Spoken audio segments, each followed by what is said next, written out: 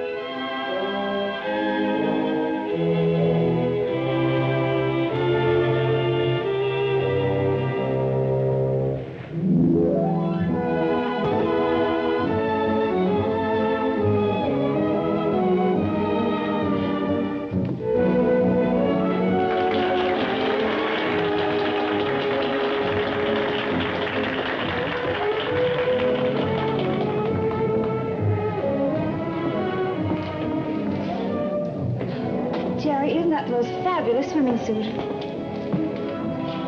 Jerry? Oh, darling, you must be tired. Or else this is the new old Jerry North.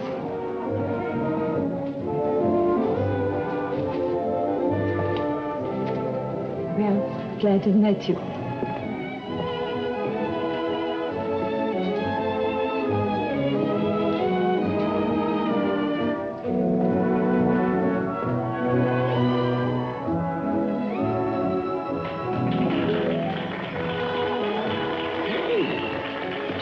Prettier when you're not wearing glasses. Well, if you ask me, it's a pretty sneaky thing to do, ogling the girls behind your dark glasses. All right, just call me a peeping Tom. What am I supposed to do, keep my eyes shut? Of course not, darling. I want you to enjoy the wonders of nature. But I'm afraid I have bad news for you. What? Well, that particular subject of your nature study is a girl I met in the beauty parlor this morning. Her name's Smith. Miss Smith. What's the bad news? Well, I believe she said that she has a ticket for the night plane to Havana. And we're leaving on the night train for New York. Say like you. The Northern Flyer now leaving for New York via Palm Beach, Jacksonville, Atlanta, Washington, and Baltimore. Board. See, Jerry, I told you we had plenty of time. Sure, we must have 30 seconds to look out, Pam. I'm sorry. Why, Miss Smith, I thought that you were... I am sorry. Come on, darling. It's none of our affair. Frank. Say, what is this, a gag? It's okay, Polly. You can take the cuffs off her now. I thought you were a cop. She is, sweetheart. My cop. $50 a day in expenses. You mean you had me kidnapped right out of my hotel? Why, no, honey. Not kidnapped.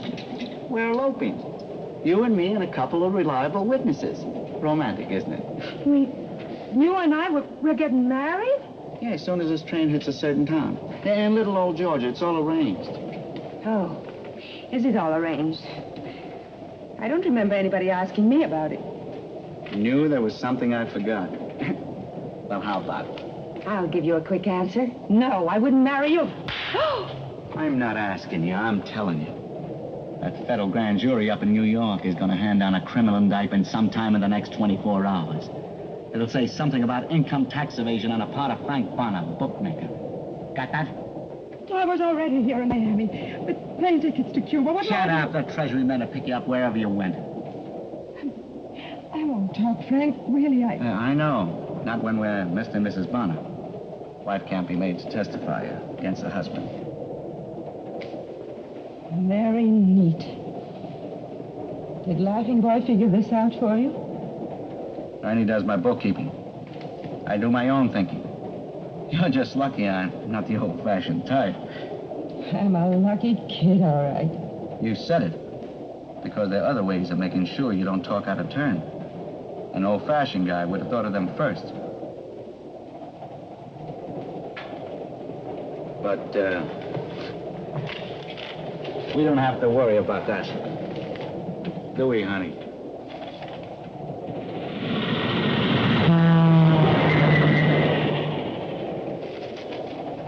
I don't understand you at all, Jerry North. You were interested enough in that girl back at the hotel. Hmm? Who? That girl, Miss Smith. The one in the next compartment with that old battle axe. Back at the hotel, you could hardly take your eyes off of her, remember? I'm the fickle type. Once I see those hard little lines around a girl's mouth and those hard little bracelets around her wrists, romantic notions fly out the window. I don't understand any part of it. Miss Smith told me she was taking the plane for Havana, so why is she here on this train? Well, from the looks of her companion in those handcuffs, I'm sure she isn't on the train by her own choice. And that's as far as I go. But, Jerry, why? Why what? Why was she brought on this train in handcuffs? Oh, I left my crystal ball back in Miami. Now, look, darling. All we know about your Miss Smith is that she has a very unlikely name. A lot of people are named Smith. Too many people who want to lose their real identity temporarily. But aside from that, your Miss Smith was about to leave the country. Now, it would appear she's been arrested. Does this suggest anything to you? A famous international spy. Oh. I bet that's the answer. Just think, Jerry, a regular Mata Hari. And she stayed in the same hotel with us, and now she's in the next compartment on the train. Oh, Jerry, isn't that romantic? Did you ever hear of James X. Batchelor? A bachelor? No. I never did either. He's got a story in this magazine. It's great. It's a raw, lean style of writing. Hard-hitting, masculine. Strictly a young Hemingway. Where are you going? Find the conductor and get a rocket off to my secretary. I want a book from that man. Why don't you get us a table? I'll meet you in the diner as soon as I've sent this wire.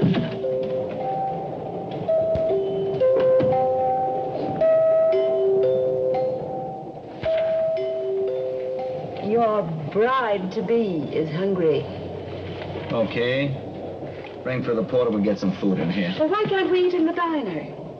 Because I like it in here. Oh, stop. I'll behave. You don't want me to get that cooped-up feeling before we're married.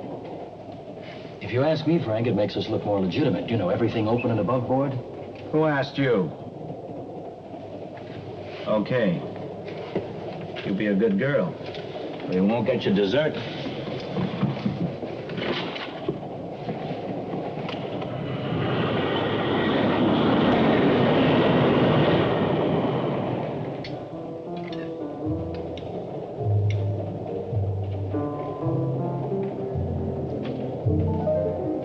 Now I know just how John Sutter must have felt. Who, dear? Sutter, the man who discovered gold in California. Oh. You're still brooding about that mystery woman in the next compartment. Oh, you're hopeless, darling. I know it's a romantic idea, but... Our cloak and dagger lady just came in. Sit against the window. Sit in the...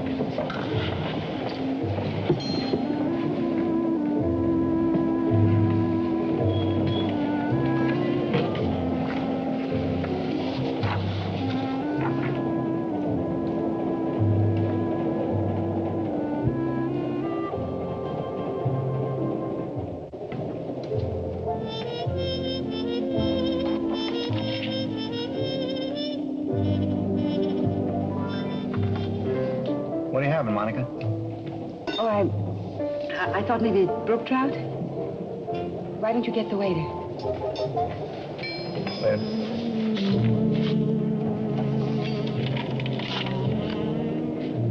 Would you tear up the slip? Oh, I changed my mind about the trout. Did you have to tear up the slip? Oh, let's not make a big thing of it. Get me another slip. Give her another tab, please. If I can just bring out a book by this man Batchelor, it'll be the literary gold mine of the decade. That would be nice.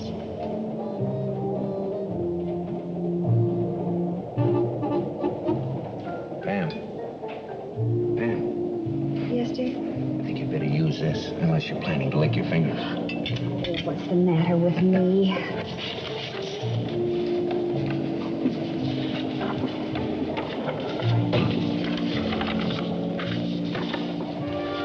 Get a match, Sarah? Yeah, sure.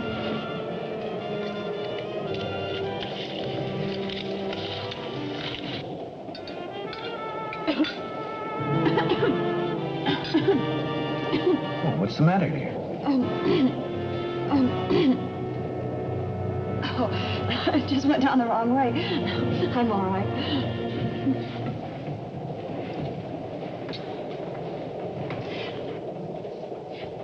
Jerry, I don't feel very hungry. Do you mind taking me back to the compartment? Oh, of course, dear. Excuse me.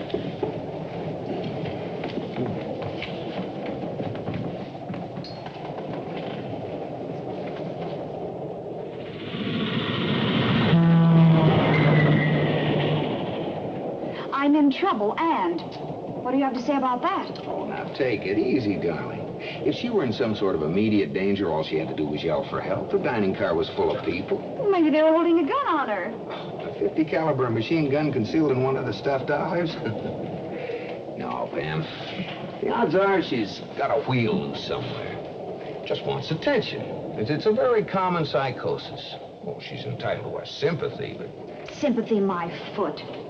We've got to find out what's wrong and help her. Now, look, Pam, we can't... Yes? Gerald North, a wire for you, sir. Oh, thank you.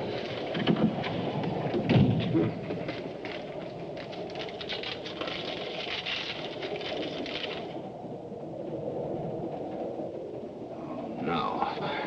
Something wrong, dear? You're good at mysteries. See what you can make out of that. Dear boss, contacted bachelor's agent. Stop. Nothing but double talk. Stop.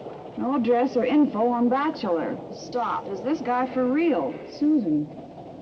I don't know what to think, Jerry. Well, that's a refreshing admission. You're Gerald North, the book publisher. The conductor said you were. I tipped him. Oh, well, that's nice. And who are you? Opal Crumb.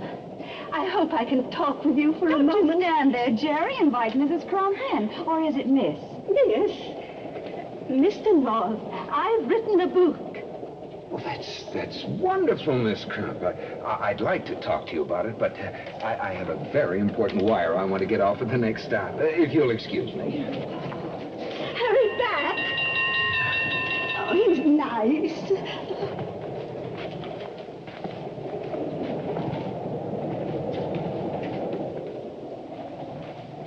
While Frank's saving a cigar, I want to have a talk with you.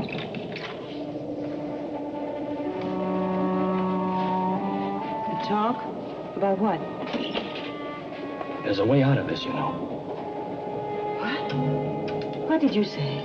I could help you get away.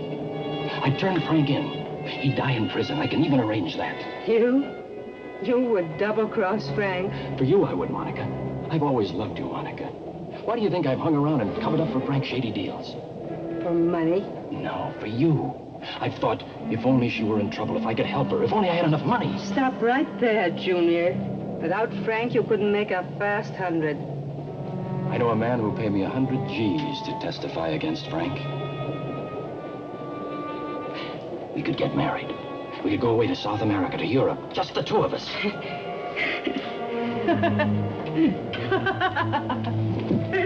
Just the two of us. Mr. and Mrs. Rat. No thanks.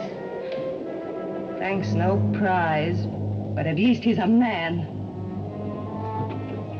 But Monica... Don't touch me. You'll make my flesh crawl. Monica...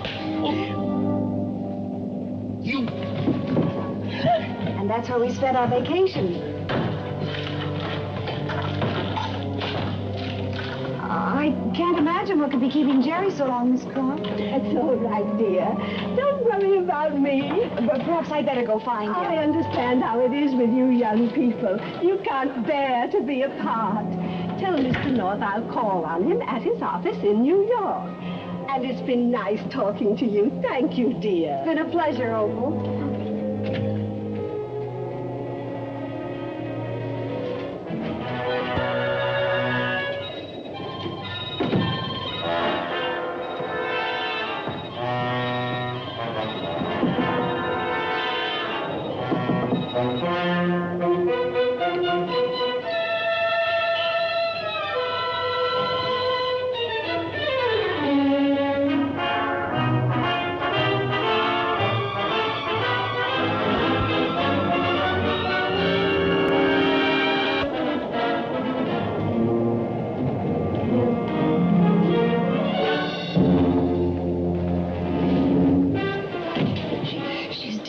don't you give me any trouble.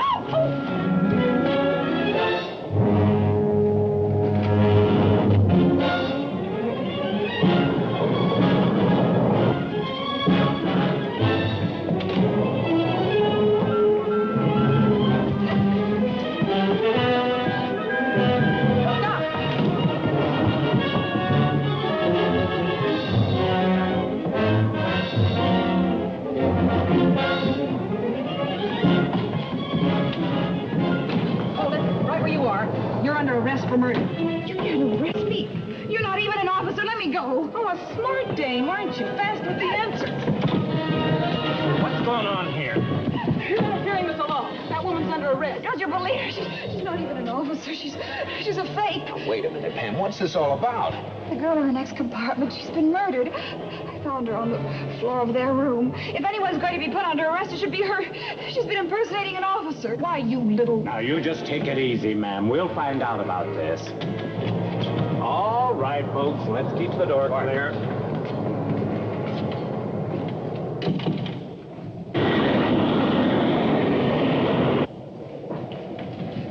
Remember Bill Bargan telling us that officers only carry revolvers? Well, she was carrying an automatic, and that's how I knew she was a phony. All right, darling. Now, let's get back to the murdered girl. Well, I thought I heard some strange noises coming from this compartment, so I came out to investigate. And I knocked, and there was no answer, so I shoved the door a little like this, and it opened, and I... What have you done with her? What are we done with who? What is she talking about? What are you doing here? Mister, we caught your friend holding a gun on this lady. And Mrs. North, she says there was a dead woman in your compartment. Oh, I saw her. She was lying right there. Tell them you were here. It's your story. You tell it. Well, now, just a second. If there was no body, what was that business with the gun and all that talk about arresting my wife? I caught her snooping around in here, and I thought I'd teach her a lesson. Are you her husband? I am? Well, you got my deepest sympathy, but can't you keep in your own compartment? Oh, now, look here. You can't be... I'm sorry we disturbed you, Mr. Bonner. It won't happen again, sir. But I tell you what... Yes, ma'am. It'll be all right. You just take it easy now. Hey, mister, my gun.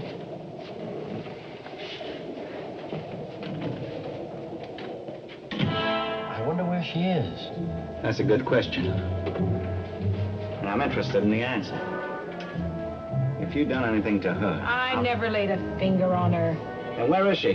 You're supposed to be watching. Is this a double-cross you and that screwball next door cooked up? Yes, Polly. Who are you working for? I told you, I don't know anything. She sent me to the club car to look for you. You weren't there. When I got back here, that North woman was in the room. You're lying. Where are you hiding, Monica? I'll give you just 10 seconds to talk. Stay away from me. You killed her, and I know what that makes me. I'm not going to be your patsy, Mr. Bonner.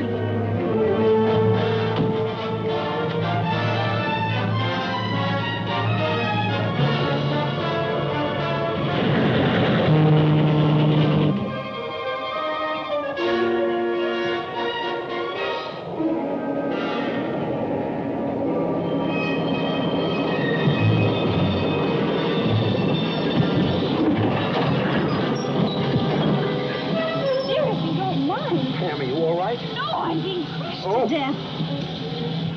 Jerry, you're simply going to have to go on a diet. Oh, come on, Jerry, something's happened.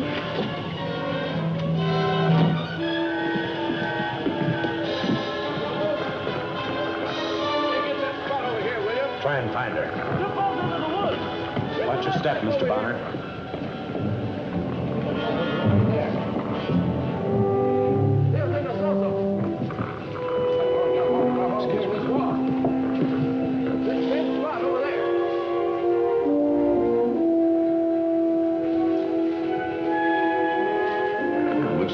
Missing corpse decided to take a little stroll, darling. You wait here. I'll have a look.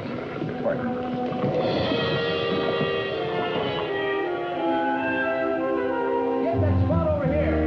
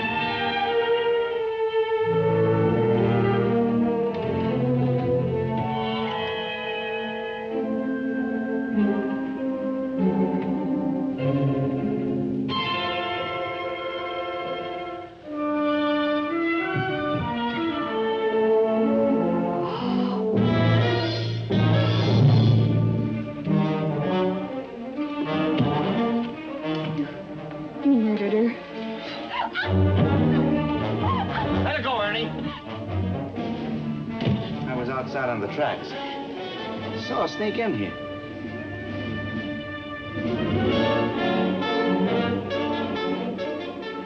What do you want, Ernie?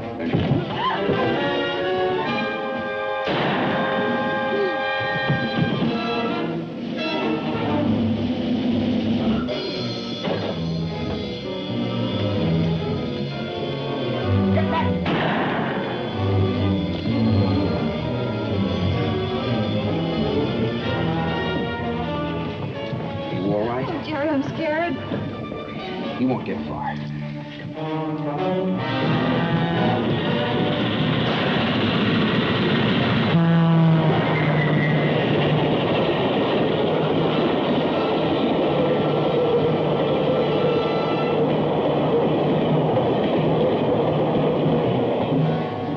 Monica, he would have killed me. He shot Bonner. Oh, still, it's a horrible way to die, Jerry. What are you doing in there? I'm arranging a future for Mr. Bonner. I'm Treasury. Followed Bonner down to Florida and back. After I patched him up, I thought I'd see what I could do for the taxpayers. This evidence should keep Mr. Bonner out of circulation for quite a while.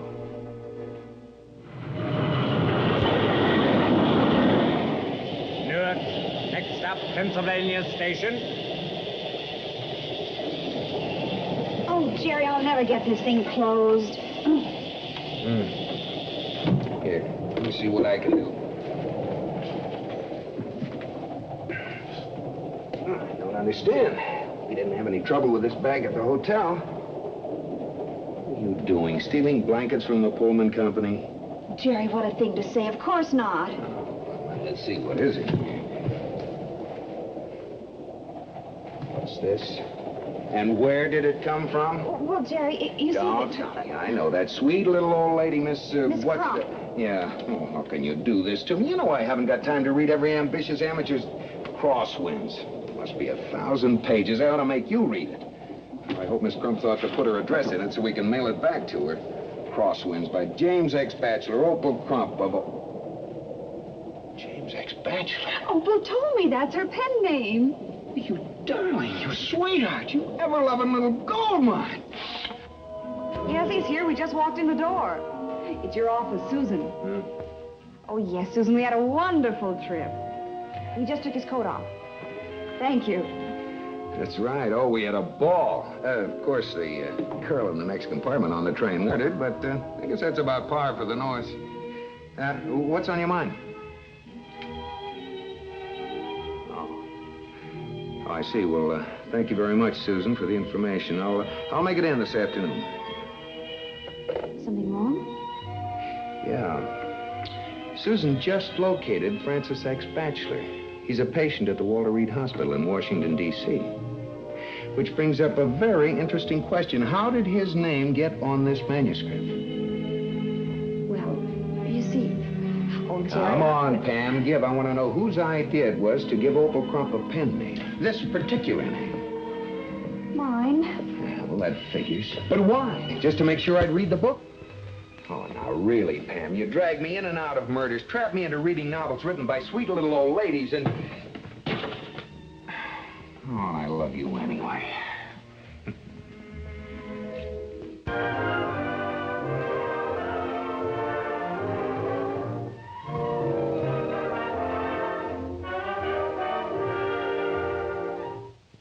Mr. and Mrs. North is directed by Ralph Francis Murphy. A John W. Loveton production. Produced by Federal Telefilms. Starring Barbara Britton and Richard Denning, featuring Francis DeSales.